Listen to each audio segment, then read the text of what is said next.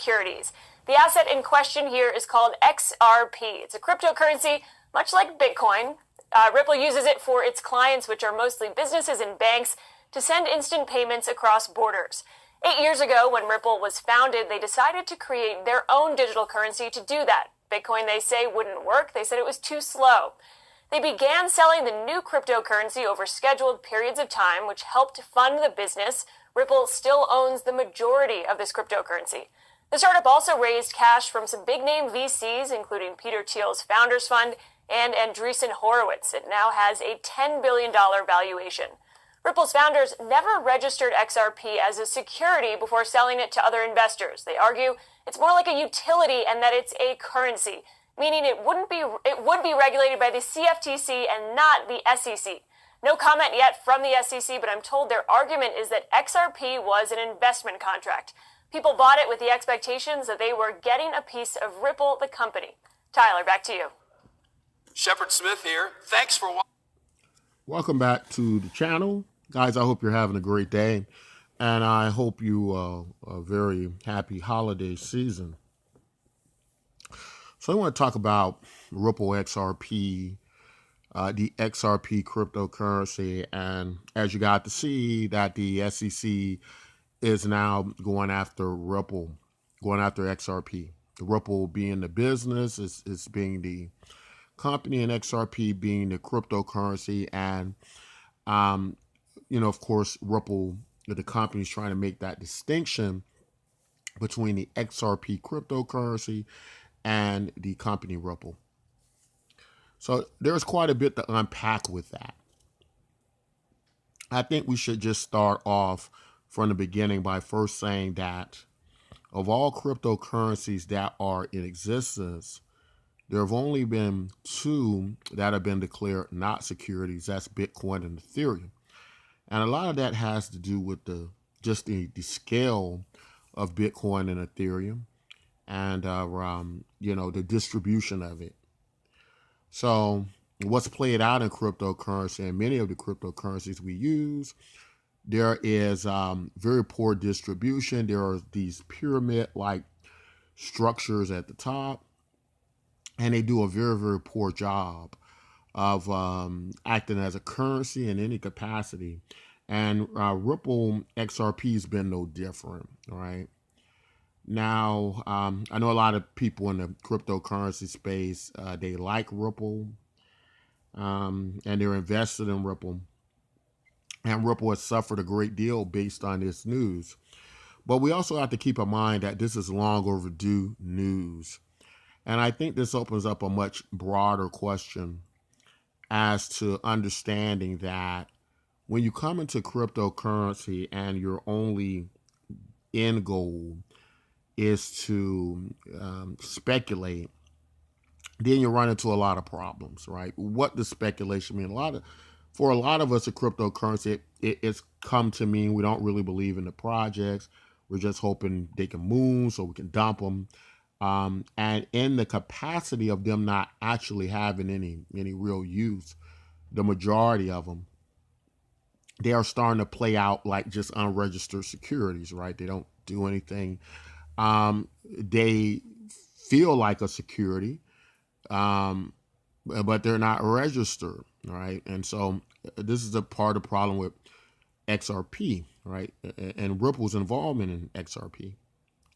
So the big issue, of course, being that how Ripple's treated XRP. What has it done? Well, Ripple's owns about over 60% of XRP. So I think starting from the idea of XRP in any capacity of decentralization is going to be a problem, because with XRP being in such control of it, to the SEC, it appears not only like Ripple is pretty much determining the direction and the value of the XRP coin, because they can control it with such a huge stake. Ripple, the company, also sells this thing as a profit, right? They're selling it. It would be one thing if Ripple, the company, took the 60% share and they held, and it was going to be a indeterminable amount of time when they sold this thing. But it's weird because they own so much of it, and then they're kind of in charge of it, but they're not. And so that's why throughout the history of Ripple XRP, people are confused the XRP coin with Ripple the company, and they've tried to connect where the dots are. But for most of the cryptocurrency space, they haven't used Ripple, and they've looked at Ripple as just something to moon and make money off of, right? A speculation device. Ripple uses an internal system called the X-Current system, and this is how it got started for interbank trading.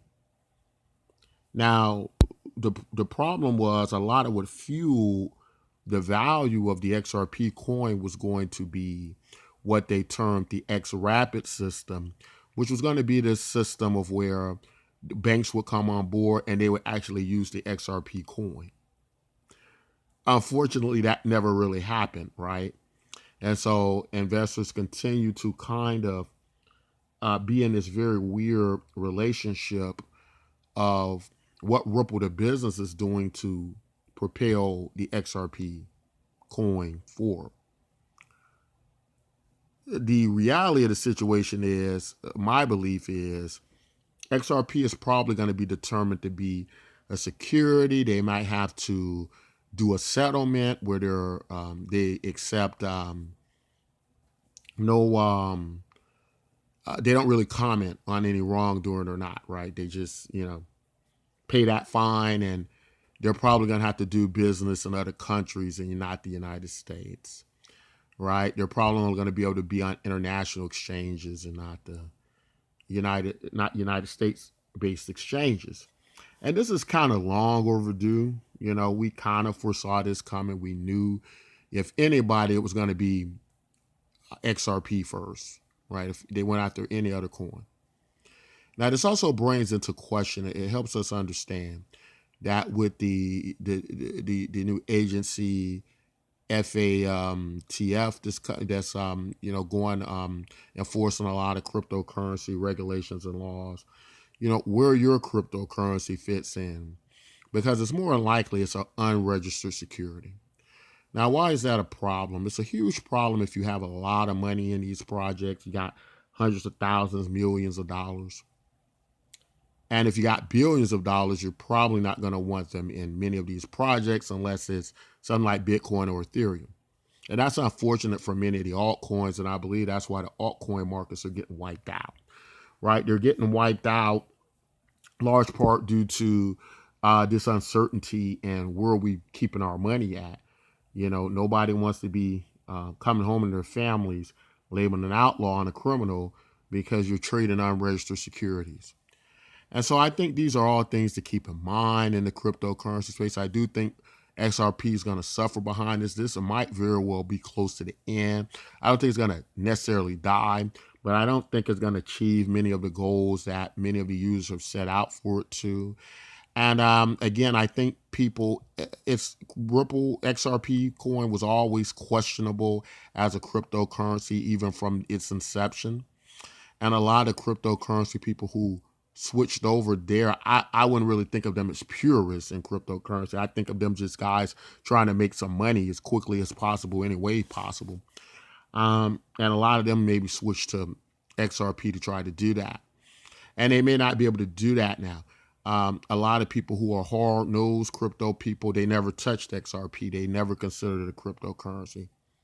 Whatever your position is with XRP, this is the landscape of it now, and I don't think it's ever going to truly achieve what it could have achieved or what people thought it was, unfortunately.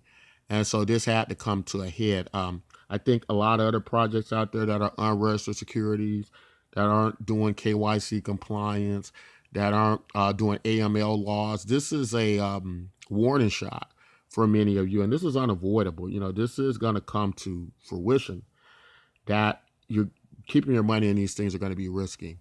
If they aren't doing any type of KYC or anything like that, you're going to have a problem with that. But that's all I kind of want to say there. I want to segue to the next part where we're taking a look at Ethereum and what's going to happen with the future of Ethereum as well. All right. So this was a very interesting video that I watched the other day, and it's done by Chico Crypto. Many of you probably know Chico Crypto, a very big influencer in the cryptocurrency space. But he did a video called here Ethereum to Zero if it can't scale. And maybe here's why. And it is very interesting information in this video. A lot of people who are working on the inside of Ethereum trying to get this thing to scale. A lot of information coming out about this is a lot more difficult than they thought. That it may just be that it cannot scale. And it's not looking good for Ethereum. Now, of course, not to be an alarmist, but the reason that this could be a huge problem is if Ethereum can't scale and perform many of the things that people are hoping, that's going to have a big impact on its future and its price. And I don't think Ethereum is going to be able to survive similar to Bitcoin on its speculative nature if it cannot do the things that it needs to do already with these ridiculously high fees, the UI interfacing. Ethereum's just been a very inefficient model for a very long time. Now, what many of these developers on the inside of Ethereum do talk about is that in order for them to get Ethereum to scale, that there's going to have to be a dramatic change to what Ethereum looks like, right? All types of side chain solutions and these proof of stake solutions that look and feel nothing like the Ethereum of the past. And this is addressed with a great deal of concern in that, it could make Ethereum, not only not make it Ethereum, but, we just don't know if this stuff's going to work at all and that if it's going to be viable product to the understanding and the great things, parts of Ethereum that at least were instrumental in Ethereum up to now. So now it's going to be this different proof of stake model that is going to come with some concerns of its own. So those are just things to be mindful of. Cryptocurrencies that are being sued by the SEC, that are top 10 cryptocurrencies, like, of course, XRP, cryptocurrencies like Ethereum that's been a cornerstone of the cryptocurrency space that may never actually achieve its goal of being able to handle a vast congested network and changing into something totally different in look and feel of what we've seen, hopefully for the better and not the worse. So just things to be mindful of where you're putting your investment and what should be, how we should look at this. But before we get out of here, we want to talk about our project, Btcmyk, talk about some of the things it gets right in relation to this video, and also talk about the difference between the Btcmyk token and the Btcmyk backed dollar. Which one should you be using? Which one is better than the other? We're going to check that out in this video. All right, so we're taking a look here at Btcmyk backed dollars, and in this video, we're not going to talk about really the differences between Btcmyk tokens and the Btcmyk backed dollars. We'd suggest you subscribe to the video and learn a little bit more about that. But for the people who do know about it, we're going to just talk about which one probably is the one that makes more sense to use and understanding the nature of them and what happens. So with the Btcmyk backed dollar, here's what I think we need to look at. The Btcmyk backed dollars basically is pegged to the US dollar, and its rate of inflation is relational to the growth of the network. Now think of the Btcmyk project as like imagine if Bitcoin and Facebook merged together. Just think of a huge social network like Facebook that incorporated Bitcoin. That's kind of what you get with Btcmyk, right? Now, it's also basically inherits the Bitcoin ledger, meaning if you got Bitcoin, you just get the Btcmyk tokens free. So it kind of has the same deflationary quality as Bitcoin. It follows the value of Bitcoin. Now, Btcmyk backed dollars are different. They're actually the currency, the money, right? And they're redeemable for Bitcoin MYK tokens. So people who hold Bitcoin MYK backed dollars, they can hold them with the confidence that at any time they can redeem them for Bitcoin MYK tokens, right? In addition to that, of course, based on that rate, they're going to be more stable and they're pegged to the US dollar. So they're going to be something as a utility wise you can use, you can trade it, you can actually trade it based on against the growth of the network, and so you can as a trader gain value with that, right? So I would say that Bitcoin MYK backed dollars is a great trading tool, right? It's a great trading coin. It's a great coin if you're a merchant or vendor and you want to make purchases or sell items, or if you want to do remittance payments globally. That is because a Bitcoin MYK backed dollar is always going to be stable against the rate of the dollar and the issuance rate of the Bitcoin MYK tokens, right? So it's going to move very little. We estimate it's going to move so far less than a rate of about 5%, some about like 1% or 2%. And that makes it a great deal more appealing for remittance payments and many other activities. Not to mention, unlike a stable coin, a Bitcoin MYK backed dollar is able to grow in value. Why is that? Because with the Bitcoin MYK backed dollar, inflation is your friend. As more people come into the network, more of the Bitcoin MYK buying power rate is increased. And it's a formula for that. Again, you have to watch the videos. We're not going to get into that, but we're just going to let you know that the Bitcoin MYK backed dollar, its value grows with the network. So instead of a traditional, something like a stable coin that's going to always stay paired to a dollar no matter what it is, the Bitcoin MYK backed dollar is going to stay paired to the inflation rate of the growth of the network and the US dollar. So what you're going to have is you're going to have something that can grow, but yet is fairly stable in its growth, right? And you could trade it a little bit more, and rest a little bit easier without having too much downside loss and things like that. So it's a great trader's vehicle.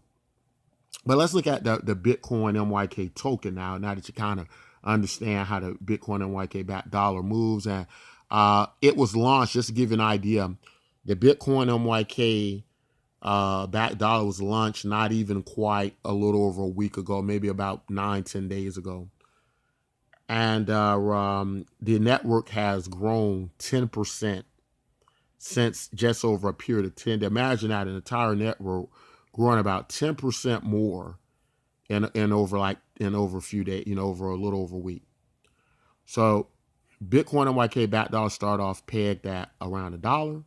They're now well over $1.10. So it grew in the same value wise as the network, and that's how they work. So as long as the network's growing, the value of them are increasing, right? And that's why they work very well, and it's doing it in a very stable way, right? It's doing it because the market, the way it's designed, the margins are tight, and the value grows over time, and so it offers a great deal of liquidity and a good case for a potential pop up appreciation. But let's look at the Bitcoin MYK token, and to understand the Bitcoin MYK token, you're going to be looking at the Bitcoin MYK token more like gold, right? So let's see if I can find it here. Here on the list. Oh, it looks like Bitcoin MYK backed dollars is slightly outperforming it. It was doing good somewhere back here. Either that or I passed it, but let me go ahead and talk about it. Oh, there it is. It's way down here. I'm actually shocked it's down that far, but the Bitcoin MYK token is moving at about, not quite a penny, about 64 sats, looks like. It's more like the gold, right? That's what you're going to be redeeming for. And because it inherits the Bitcoin ledger, and because the Bitcoin MYK token is like gold, in that sense, and like Bitcoin, is quite deflationary. And it simulates the Bitcoin halving as well. So many transactions triggers the burning of the supply, and a lot of the coins go out of circulation, similar to how the Bitcoin halving reduces rewards. This reduces supply. And so in that sense, you get a similar outcome with the Bitcoin MYK token. And it's very interesting because as long as you have Bitcoin MYK backed dollars, you're able to trade them in like gold for this deflationary product. There is set where the Bitcoin MYK dollar will be, or I'm sorry, token will be more deflationary than Bitcoin itself. Whereas Bitcoin has about 21 million coins, we can expect something like 5 million coins. And Bitcoin MYK once its simulation of the halving stops. Now, it's part of the Bitcoin Cash network. And if you believe Bitcoin Cash is the real Bitcoin, then you probably more easily accept Bitcoin MYK on the as a byproduct of Bitcoin. We like to think of it more like an overlay and a way to transfer Bitcoin at higher speeds free through these side chains of that. The Bitcoin MYK token, you don't have to buy it. You could, in retrospect, just keep buying Bitcoin and keep claiming us free, right? That's just how it works. The unclaimed Bitcoin holders' coins go to what we call our Universal Basic Income Project. So it goes out to the masses of people as a Universal Basic Income payment, and it allows more to participate in this economy. That's a rough draft of how it works. Now, so which one should you use? Should you use Bitcoin backed dollars, Bitcoin MYK backed dollars, or the Bitcoin MYK token? Well, I think it all depends on what your goals are. If your goal is to grow a lot of value with low inflation, you're probably looking at the Bitcoin MYK token. If you're like a day trader, or if you're just a person who is more interested in trading than the product and being part of the network, or if you're just interested in actually using cryptocurrency every day to send money back and forth and you want to send it across, you want your money to be somewhat the same how it left your pockets, then the Bitcoin MYK backed dollar is going to be something for you, right? So it all depends on your strategy. What we need to understand ultimately is the Bitcoin MYK token and the Bitcoin MYK backed dollar are pretty much two parts of the same coin, two sides of the same coin. One is the currency in a sense that's going to be very useful in day-to-day operations. That is inflationary, meaning that you are winning on inflation if you have the Bitcoin MYK backed dollar. If you have the Bitcoin MYK token, you're winning on deflation, right? And it's like gold. If you think of gold in comparison to the US dollar and the British pound or the euro, gold does not trade as much as these markets, and we expect a similar thing with the Bitcoin MYK token and Bitcoin MYK backed dollars, and that Bitcoin MYK backed dollars are going to be, basically, the currency. It's going to be trading, moving, going to change in hands, velocity of money, change in hands fast. The Bitcoin MYK token is going to be like gold, preservation of capital. It's going to be held. It's not going to be traded as much because the value, because of its deflationary qualities, probably going to be going up more, and people are going to want to not get rid of it for fear that they're losing money. Whereas with Bitcoin MYK backed dollars, they'll be spending that in and out of that due to this high liquidity and moving it, doing transfers and such, right? So it all depends on your goals, what you want to do in cryptocurrency. And that's how it works. But that's all I want to say in this video. Don't forget to join our project. You get the Universal Basic Income payments every month from unclaimed Bitcoin holders, coins who don't claim their coins from the Bitcoin ledger. So you get those. It's absolutely free. And so you can earn this. Just try it free every day. Join our social network. Get you a wallet and all that good stuff. And I think you'll be glad you tried this project. It's quite unique, and it looks very promising as far as we can see. But that's all I want to say in this video. If you like content like this, don't forget to like and subscribe. And as always, until next time, take care.